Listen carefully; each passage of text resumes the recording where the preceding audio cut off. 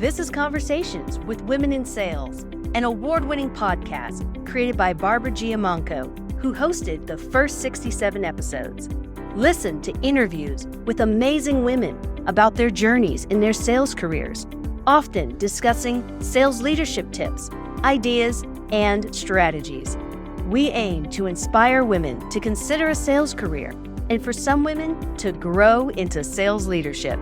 Men, we appreciate your allyship. And now, your host, Lori Richardson. I'm here today with Caroline Jones. Caroline is described as a B2B sales enthusiast, and she's also co-host of the Rep Matters podcast. And it's great to have you here, Caroline. You did something no one else has done for this podcast before. So I want to first welcome you. Thank you for being here. Thank you so much, Lori. I'm so excited to be here. Yeah, you took advantage of the fact that I mentioned in a previous podcast episode that I never talked about my book that I published called She Sells, which is about making an impact on sales teams to get more women into sales and sales leadership, and that it was maybe something I would think about doing. And what you did was you sent me a note and asked me if you could interview me for that. And then to follow up on that, you sent me a list of questions, of which I've looked at some of them, but it was a long two pages full of questions about things we could talk about. And I know we won't get to all of them, but I agreed because I really appreciated your initiative. And this is what sales is all about. You didn't just throw out the idea. You followed it up with a document, and it got my attention. And here we are. So I'm going to turn it over to you. Thank you, Lori. Yeah, I'm glad all my fully completed book reports in elementary school are serving me today. I'm so excited to talk to you about this book. Thank you for having me on. It's a bookworm's dream to talk to the author about their book. But I know from talking to you that I'm not the only one who closely read She Sells and made a ton of notes on this book. Do you want to tell us a bit about how your book started to make waves on LinkedIn? Yeah. So there have been a lot of great comments and people I've posted about the book, and I recently won a gold medal award with Top Sales magazine, and some really nice things have happened over the last year. It came out last January, so it's just been out a year.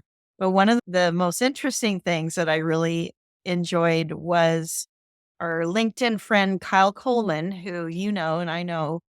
I don't know him very well, but he has been a chief marketing officer for a number of years. And prior to that, he was a chief revenue officer. He has a big following with a lot of guys who are sales leaders and heads of sales. And Kyle, my book, at least on one page, because he posted a page that he had read and underlined and put some comments like, what? And we talked about different things on that particular page.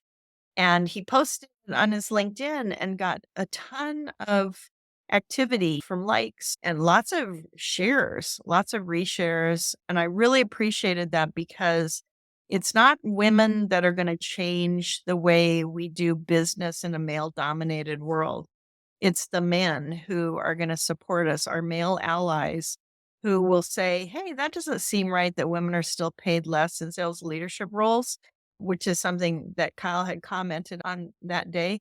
And just the fact that he said that he had never read a survey that said that men did better than women in sales, but he had read a number about women doing better than men in sales. And my point is never that women are better in sales. Whether they are or not, that's not for me to say.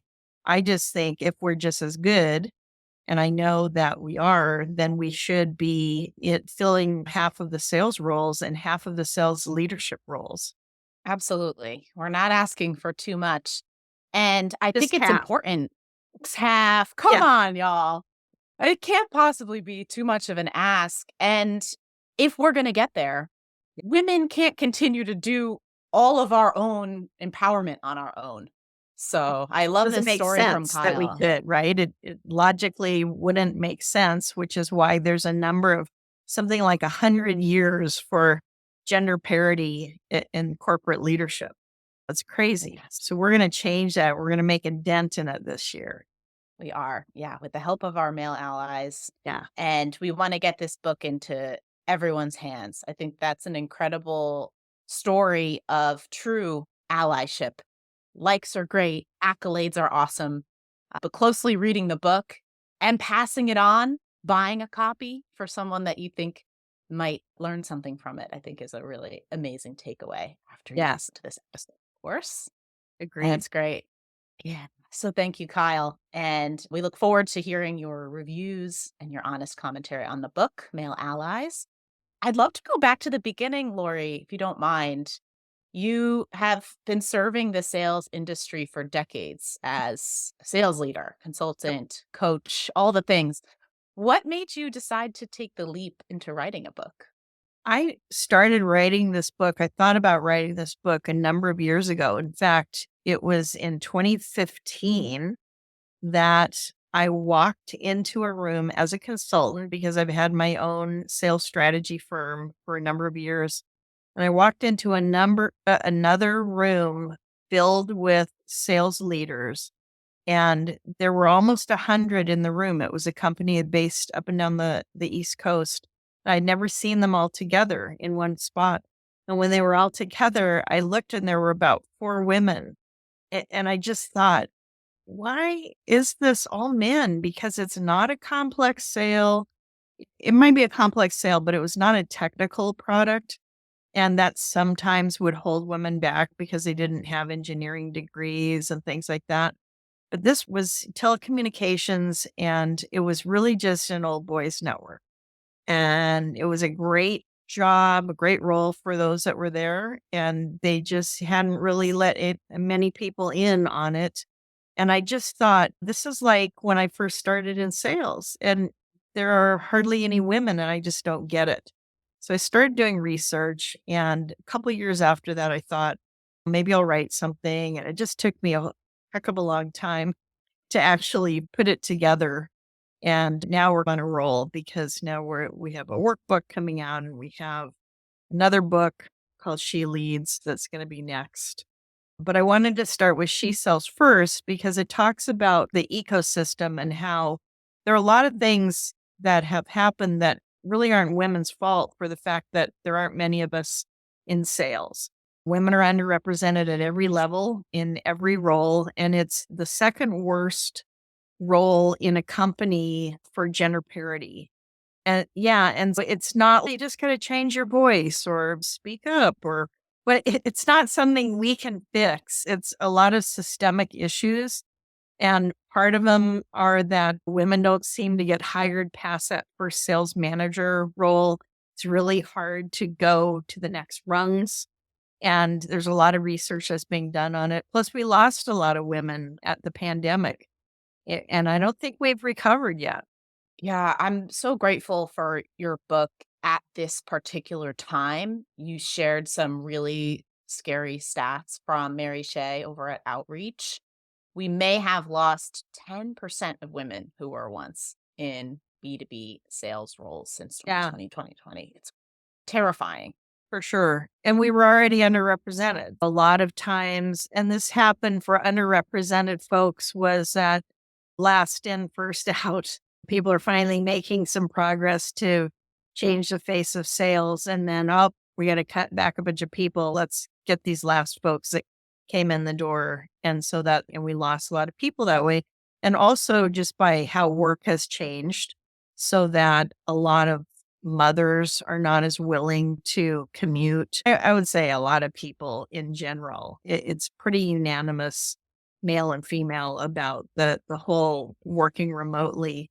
But I think it's harder on women because sometimes we don't have as much of an option because we might be caring for older parents or kids or some other relatives. Women tend to be the ones that do that.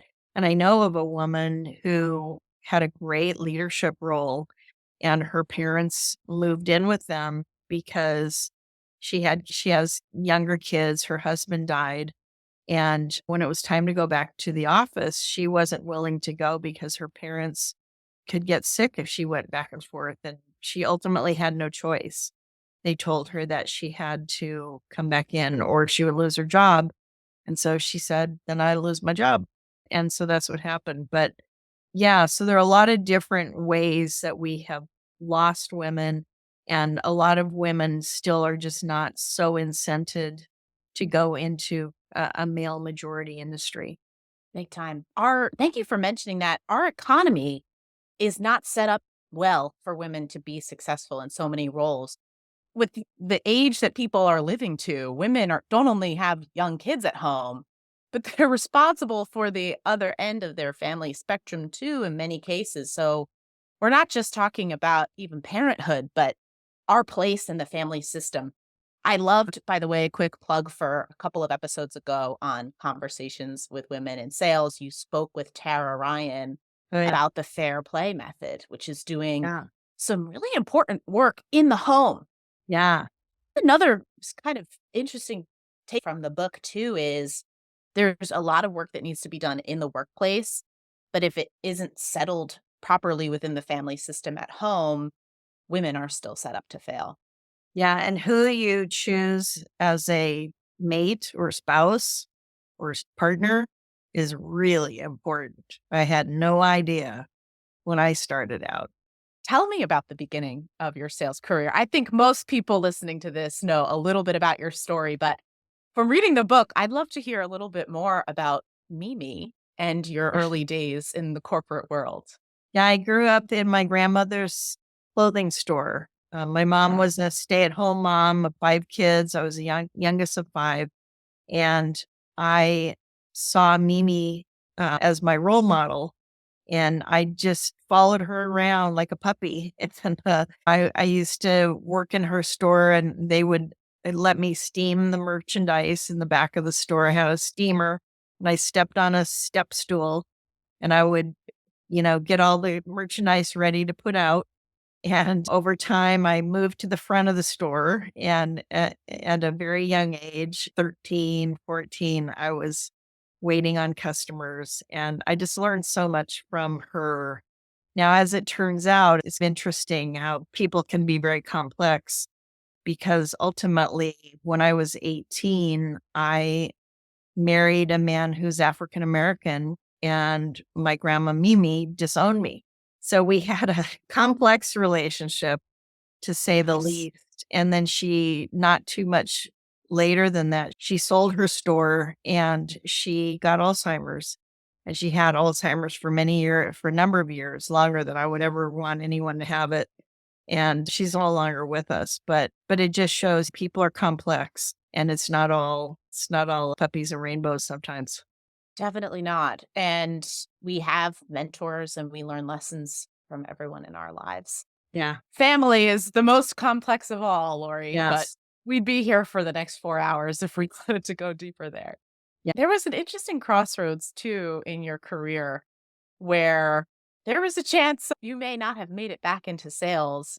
You were part of a program that brought you early sales. Can you tell us a bit about that? Yeah. So what I was doing is I had a degree in education. I was working with young kids, but it didn't pay well.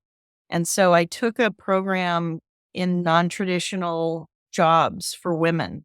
And it was all sorts of things that very blue collar, like scaffolding and pouring cement and flagging. And I went through all these different things. And then the person came in that talked about technology. And it just got my attention, and I listened. And I actually went to school. I went back to school to learn more about the technical side of technology. And ultimately, I realized I'm a people person and I really should maybe be selling technology. And I put two and two together at a young age in my early 20s. And I thought maybe I can sell technology. And that's ultimately what I did. So it was, yeah, by luck. And a lot of things just happened that I went with in terms of good things happening, not because it was necessarily planned out, but just went that direction. Some of the stories of our careers can only make sense looking backwards, I think. Yeah. But we have an interesting model now in tech sales that is preparing people for tech and helping them move careers. I love your story because this was happening earlier than this conversation now, but it's so important because the profession can make use of so many different kinds of skills that people are using in different careers and makes women extremely well suited naturally to the job. Yeah, and all the qualifications we had previously, even things like college education. You don't really need a college education to be a standout in sales. And there are a lot of places we can go to look for people that may be underserved or that just may not be the conventional choice that we might have had previously. And all those things help change fill the pipeline with more diverse people to help us have a more inclusive sales team, which is what we want. We want a sales team that matches who our buyers are. And when you see companies lose deals because they don't have an inclusive sales team, it's very eye-opening. And it has been eye-opening for the companies that have gone through that I've talked with. Absolutely. I think you make a great point, and I want to highlight in very clear terms too women attracting female talent, retaining, promoting, etc. It's not just the right thing to do, right? We're not just wrapping people's knuckles here. This is good for business. This Yeah. is proven to be good for revenues in a time where SaaS revenue is harder and harder to win in this kind of Yeah. marketplace. Yeah, and I would Going back, say any revenue outside of SaaS too. There's manufacturing is a huge opportunity for women to work in manufacturing sales or distribution, the channel. We need more women in the channel, and we need more women in all sorts of just about every industry. There are only a couple that things like marketing, SaaS based products. There's a lot of women who came from marketing or ed tech, educational technology products. That there's a lot of women that left teaching to go into ed tech roles, but most every industry could use some new faces, and it actually does grow the profits. big time. And yet, a lot of companies who have men in leadership roles don't know how to do this well. I remember my background is in trucking sales, transportation sales, ocean shipping. I was frequently the only woman, if not one of the only women on the sales team. And I understand. I joined Series A startups. The team is small in general, right? There's only so many people that you can hire, but I think a lot of companies don't necessarily know how to even start that process at the top of the funnel, especially if they're bootstrapped and don't have an Yeah. experienced recruiting team. Yeah, and there's You pressure to be successful sooner. So they just want to hire whoever comes along. But first of all, I don't think people know how to hire top sales talent, period. So I spent a lot of time in my sales consultancy helping consult on that, on helping companies find, because I don't do the recruiting, but we help teach them a process where they find stronger salespeople who are both men and women and have an objective process to base it on competencies. And so that's a first step, is finding good talent and then developing it, onboarding and all those things that we want to have a positive experience for them so that they want to stay with the company. Yeah, that really stood out to me as part of one of the tactical takeaways. This book is full of things you could do tomorrow when you put the book down. And one of them was implementing a pre-hire assessment tool for sales skills. Is that something? One, it's amazing because it does away with the biases that cloud our judgment, including likability and Yeah. culture fit. How do you think about, or how do you advise companies on going about that pre-hire assessment score? I advise them to come talk to me because Yes. that's a service that we provide. So I'm happy to talk to people generally about it. There are ways that you can learn some things to do, but ultimately I like an objective tool like you were talking about. And I've found a way to incorporate a process into one of those. So that's what we do. And we want to not have the bias that we see because there's so many different types of bias toward women that it's really amazing. I think there's just like one thing, but you mentioned likability, but there's a number of other things as well. And whether someone's pregnant, all sorts of different things. Just the expectation that when men are interviewed, men are expected to do well based on their future potential. But with women, it's more about what have they done already. It's not what would you do, but it's tell me when you did that already. And that's a big difference. It's very common that this happens for women and not for men. And we can see how it happens. If you have an all male sales leadership team who's interviewing a male candidate, you may naturally see yourself in that person, maybe a bit more than a female candidate. And so our brains are wired for mirroring and a number of other things I'm not qualified to talk about that can easily introduce bias and create, unfortunately, a pattern of boys' clubs that we see across tech and in other sales spaces as well. Yeah. The first step is just to acknowledge that we all have bias in one way or another. Ageism is rampant in technology. I was downsized years ago for being too old, and it's out there. So you need to be open to that ability, whether someone has more ability or less ability. There's all sorts of different things that we need to think about. 1000%. The book also challenged a couple of assumptions we have about that pre-interview part of the hiring funnel. I was really surprised because there's an old cliche almost that women don't feel confident enough to apply for jobs where they don't meet all the requirements. But you referenced a fascinating study that showed us women actually maybe misunderstanding the process, what actually happens in the hiring funnel. Can you tell us like what actually happens for your clients and for you as a sales leader when a great candidate shows up for an interview? Yeah. So if you're a woman listening to this and you're going to apply for a role, apply even if you're not feeling like you're 100% qualified. Because that's one of the biggest problems is that as women, we go, I don't, I can't tick all the boxes. I'm not fully qualified. So I don't want to waste your time, Caroline, by interviewing when in fact, many people have just put all the requirements they might ever want. And we've told the employers, ask for less things because you're not looking for a perfect human. What are the most important skills that you'd like in that role? And then if you're a woman and you don't meet 100%, apply anyway. And the best employers, we've found one of the best practices is that they'll actually put a disclaimer and they'll say, if you don't meet all the qualifications, but think you're a strong candidate, please apply.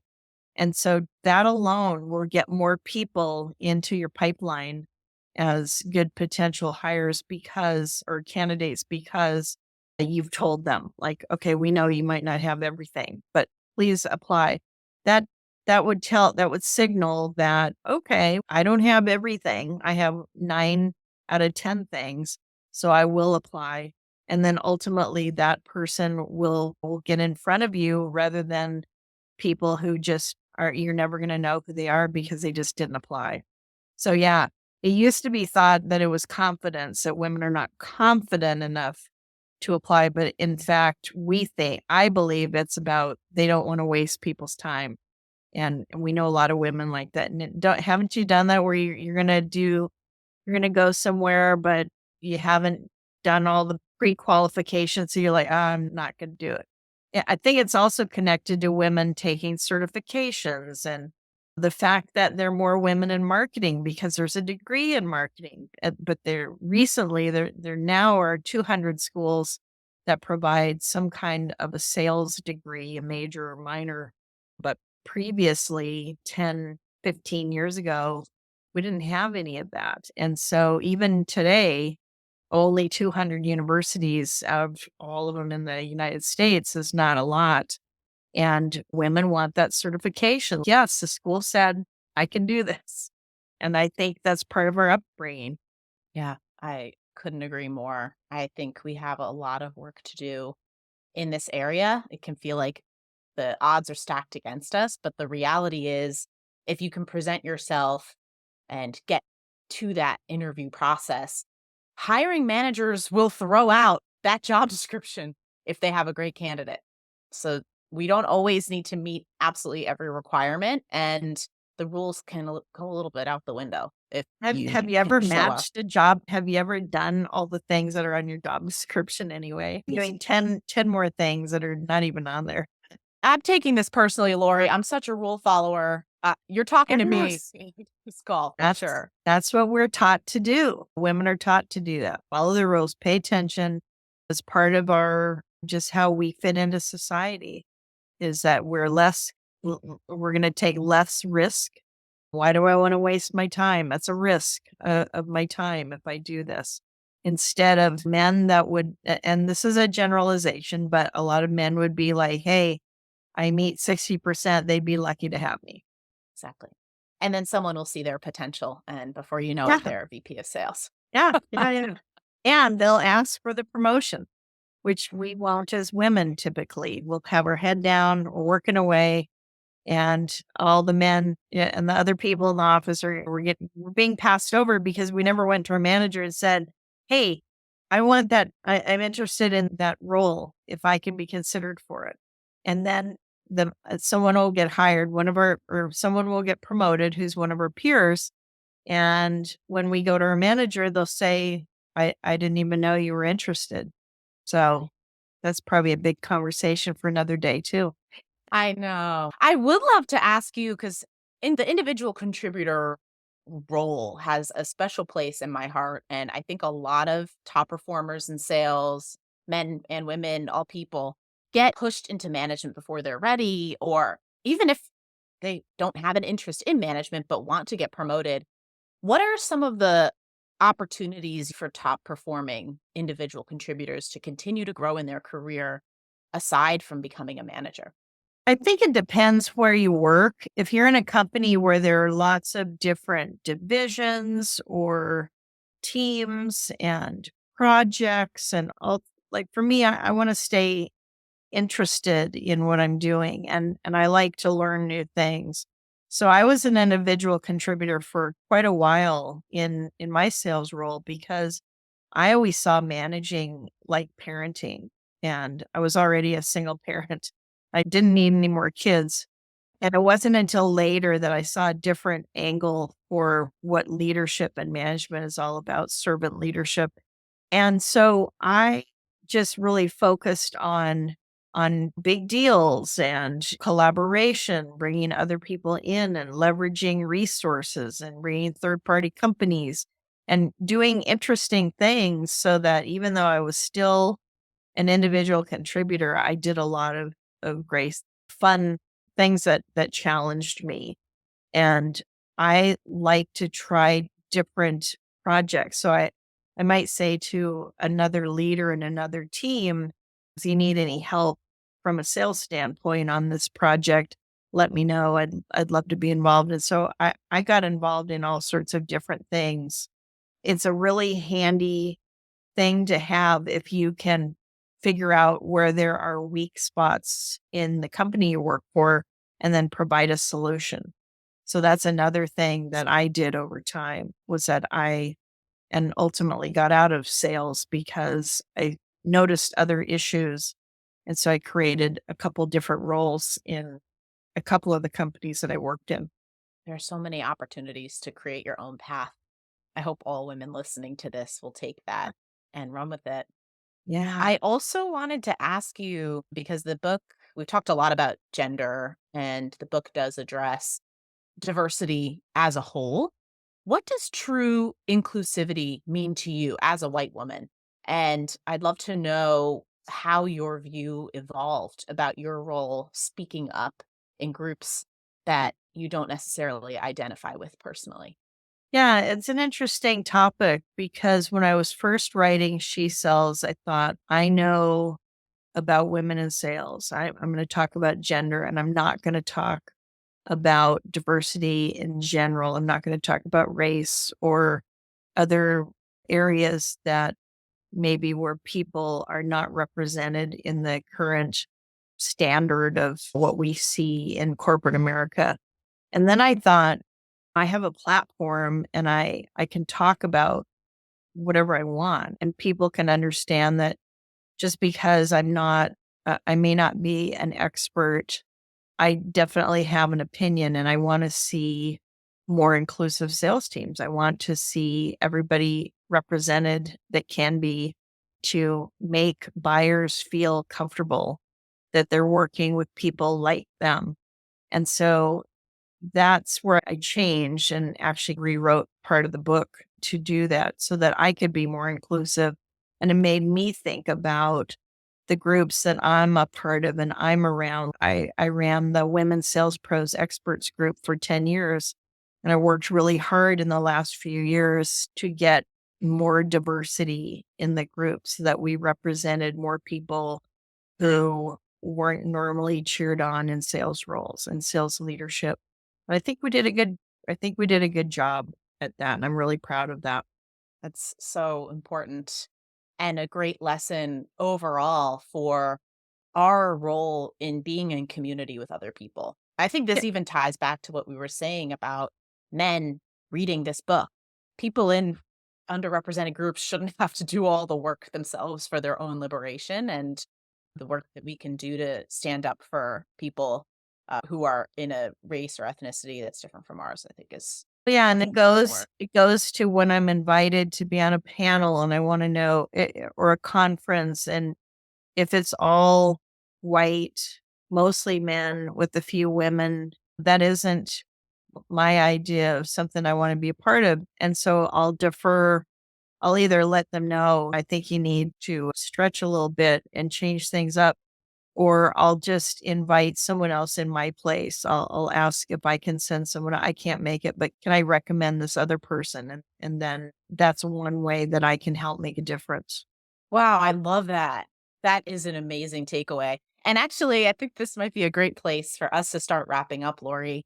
One of my favorite parts of the book was you wrote, "We women are so done with women in sales panels." So, on that topic of panels, what Yeah. kinds of conversations do you think are worth having and learning from in these types of forums? Yeah, I think so many of us have been, if we're a woman in sales and we've been around for a while, we've probably been asked to be on some kind of a panel. And it's not getting us very far. And so what I'm doing this year with Women Sales Pros is I'm championing stories about companies that where male leaders or female leaders have helped make change in their sales ecosystem so that they have hired more diversely, they have a more inclusive sales team, and we're going to talk up the results and how well things are going for them. So it's more like the carrot and not the stick. It's like not another panel so we can talk about what we're not doing, but let's put a light and shine it on the companies that have done good things and have done big things, and let's spread the word about them. Let's do it. We are so happy to share this book with the world in this conversation. Everyone should go buy a copy of She Sells: Attract, Promote, and Retain Great Women in B2B Sales by Lori Richardson. And while you're on Amazon or somewhere else, buy a second copy and give it to someone who you think could learn something. Lori, do you have any final next steps you'd like to ask from your listeners? I just didn't plan to do this episode, so I'm thrilled that you came along and wanted to do it, Caroline. I am excited about your podcast and encourage people to go to listen to your podcast, The Rep Matters. And I will continue to keep talking about this and encourage people to join in, speak up, take a stand. This is the time to do it. And let's make a dent in making a difference in changing the face of sales. So thank you, Caroline Jones, very much. Thanks, Lori. I really Thanks, this was a appreciate blast. you doing this, and good luck with your podcast, and we'll talk soon. Thanks, Lori. Thanks for listening to this episode of Conversations with Women in Sales. You can find all of our episodes at womensalespros.com/podcast. Help us spread the word, and let's change the face of B2B sales.